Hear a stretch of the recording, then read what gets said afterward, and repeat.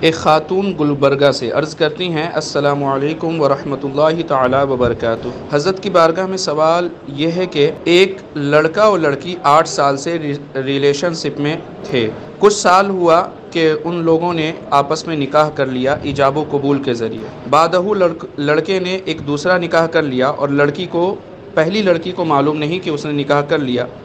جب لڑکی نے اس سے کہا کہ مجھے ایکسیپٹ کرو تو وہ لڑکا اسے ایکسیپٹ بھی نہیں کر رہا ہے، اور اس لڑکی کے پاس کوئی دلیل بھی نہیں ہے کہ وہ ثابت کرے کہ ہاں نکاح ہوا تھا۔ اب وہ لڑکی اس لڑکے کے اوپر کیس کرنے کو گئی تو ریپ کیس بن رہا تھا۔ پولیس والے نے کہا کہ صلح کر لو، اب 2 لاکھ پر صلح ہو رہا ہے، تو کیا 2 لاکھ لینا اس لڑکی کے لیے جائز ہوگا یا نہیں؟ رہنمائی فرما دیں۔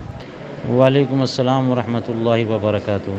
اس معاملے میں جتنی بھی چیزیں نظر آ رہی ہیں سب کے سب غلط نظر آ رہی ہیں، کیونکہ ان لوگوں نے خفیہ نکاح کیا اور اب یہ کہہ رہی ہیں کہ کوئی میرے پاس ثبوت نہیں۔ اس کا مطلب یہ ہے کہ 2 گواہ بھی نہیں تھے، تو گواہوں کے بغیر جو نکاح کیا گیا وہ نکاح ہی نہیں ہوا، نکاح فاسد ہے۔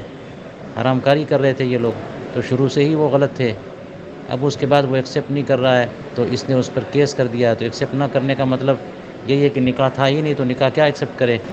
اس کو چاہیے تھا کہ نکاح قاعدے سے کرتے، اور اب جب اس کے پاس گواہ نہیں ہے تو اس نے کیس کر دیا ریپ کا، اور یہ خود ناجائز و حرام یعنی جھوٹی بات ہے۔ اور اس پر ان لوگوں نے کہا کہ تم پیسے لے کر کے صلح کر لو، وہ پیسہ بھی حرام، ریپ کیس بھی حرام، اور جھوٹ ہی جھوٹ ہے۔ اس لیے جھوٹ پر بناء کار رکھنا اور اس پر پیسہ لینا یہ سب کے سب ناجائز و حرام ہے، اس سے بچنا ضروری۔ واللہ تعالی عالم بالصواب۔